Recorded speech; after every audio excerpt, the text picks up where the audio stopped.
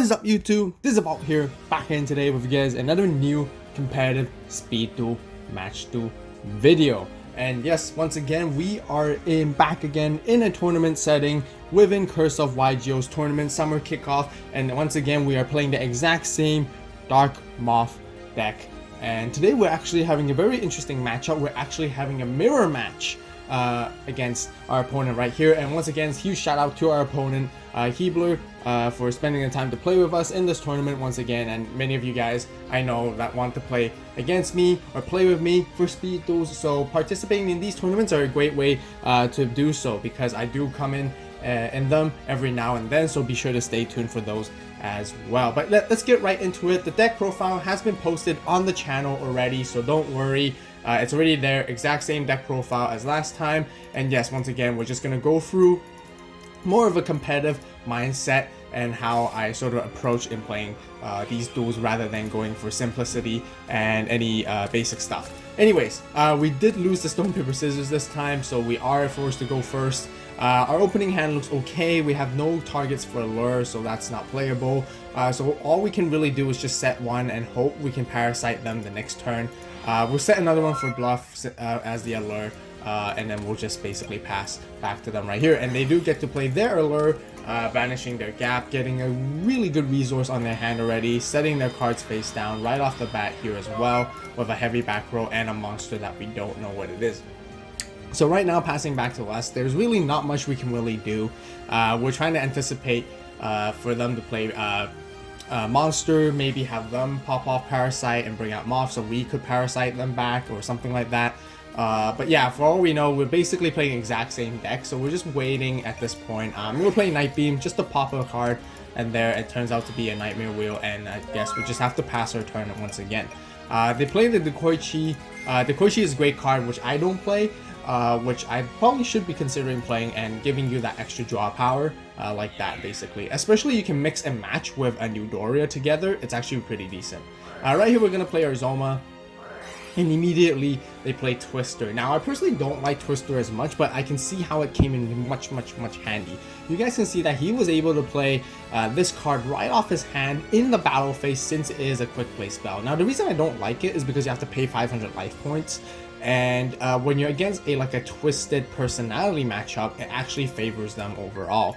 So that's why I don't play it, and I play Night Beams instead. But this is still a really good card to play, and they do pop our Zoma and swing straight for 1400 right here. Now going back to us, we have another Allure of Darkness, but we have no dark targets, which is really unfortunate on our side. So we're gonna have to go for that big play right here and go for that parasite. It just makes the most sense. We're gonna do the cocoon, which is really great for us, so then we can bring out a Moth right here. And we're going to do the second part of the skill. I did mention before, you know, I used to like to reserve the second part for a Moth when it hits the grave, but right now, once again, I started to adopt a new style where we're playing a little bit more aggressive once again, so that we can get one more card and draw off and see what we can. Sometimes it's not the best choice, but getting another Nightmare Wheel is okay, and then we can swing in for battle phase right here, and they do flip up a Zoma, so obviously we don't want to play against that. Unfortunately, we don't have any back row removal cards, and you guys can see why Twister comes in really great handy, because if we had it, it would be game for them almost essentially, and depending on what their back row is, the last one. But now passing back to them, they're going to try to swing in for big damage, and if we take that, it's game for us. So we're going to play Nightmare Wheel right here, and another Twister hits us right here, and basically popping. And we do have another one on reserve, so we do manage to prolong this game a little bit. But you can see that even though we have Moth on the field, they actually have more of the upper hand advantage and pressuring us even more than do so. Now we finally got our Dust Tornado, which is great.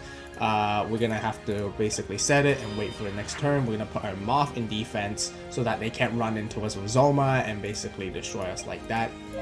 So then we just pass our turn, and then hopefully we can Dust. Now it's their turn to play their Parasite Paranoid. Now here we're again forced to make a decision. Initially we want to save the Dust Tornado for Zoma, but right now we might even have to use it for Parasite, because that means it will be game for us 100%. So we have to stop that no matter what. Since we dusted away the Parasite, they do get to bring out their Moth right here, and basically, yeah, they get to bring out their Moth from their hand, which is great. They use their second part of the skill already as well, and then now they get their advantages back, and you can see you guys that he is one step ahead of us in this entire duel right here so far. Now we got new Doria, which is great.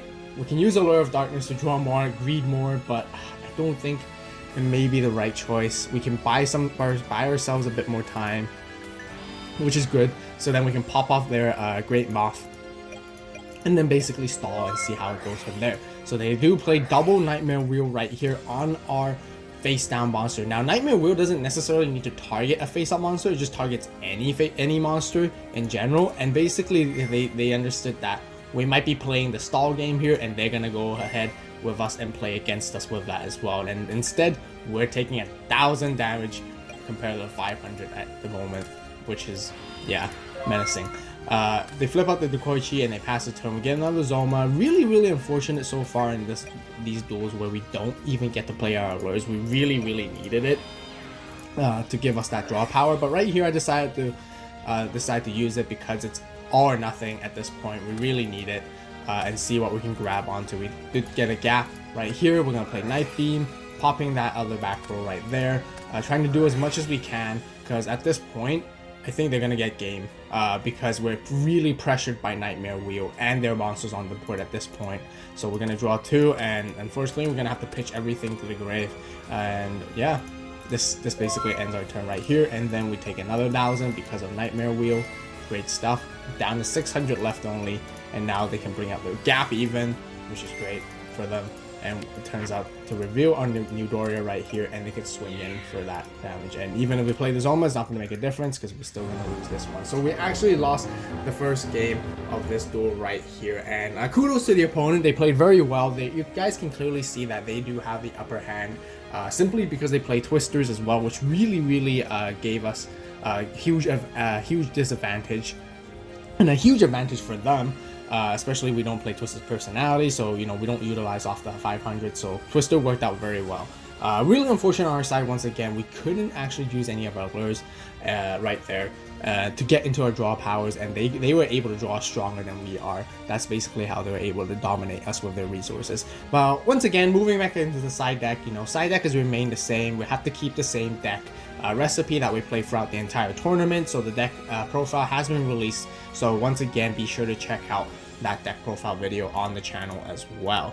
Anyways, moving into game 2 and see what we can do here. This time we're going to choose to go second, of course. We want that extra card draw power, potentially going for like a Moth OTK right into their faces. And yeah, so let's see what they play. They play their sets. Okay, that's okay so far. And this time we don't have any back row removal. So then we're gonna go for probably Allure play because we want to get some cards in our hands to see. We're gonna banish our gap right there because New Doria is a bit more useful. It's great. We want to see a Parasite and a Great Moth in our hand, which is really good. And then we're gonna play our Night Beam, popping them, and then we're gonna bring out New Doria and set, and then we're actually gonna swing right in. And it turns out to be a Dekoichi. They do get that draw. We do get rid of that one monster, and we're not entirely worried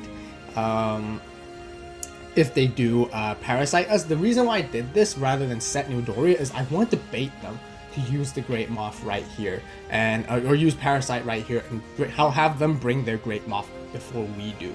And if they do in our next turn, we can counter back and use our Great Moth, and then basically run on Rampage against them over there, passing their turn.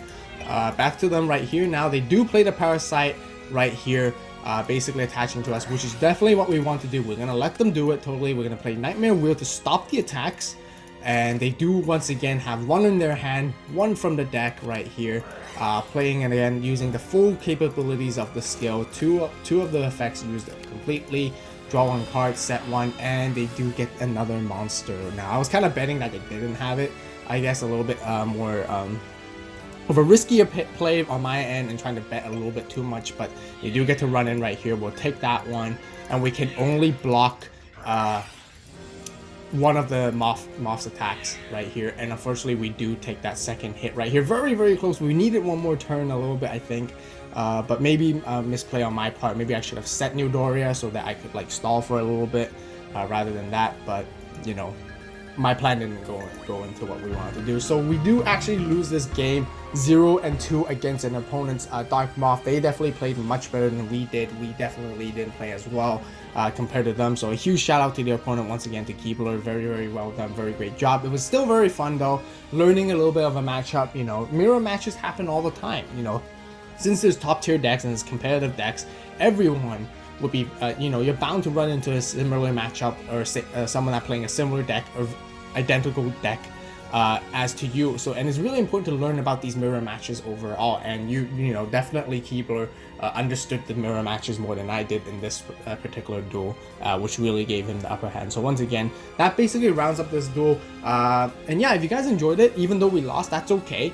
It's a learning process. Be sure to hit that like button. Comment down below what you guys think. Maybe there's a different play I should have taken. Maybe I should have did something differently. Let me know in the comment section down below. You know, share your thoughts, share your ideas, and it'll be really, really helpful. And I really, really appreciate it, because you know, we're all still learning together as well, and I hope, you know, this helps you guys learn on how to play this deck as well, and things that you guys should do and should not do depending on the situations overall. And yeah, so yeah, if you guys enjoyed the content overall, be sure to hit that subscribe button, click on the notification bell so you guys don't miss out on any new Speed Duel content. This is the perfect place to learn about Speed Duel content. Today we're more of a competitive side, we're going into more competitive content recently, and you know, we'll be coming back into some more fun and casual decks very, very soon as well. So be sure to stay tuned for that.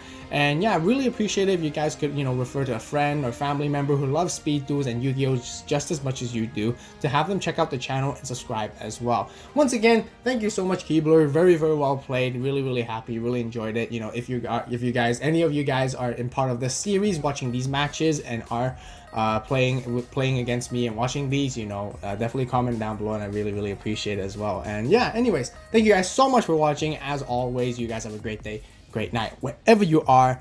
Stay tuned for the next video, and this is AVAULT signing out.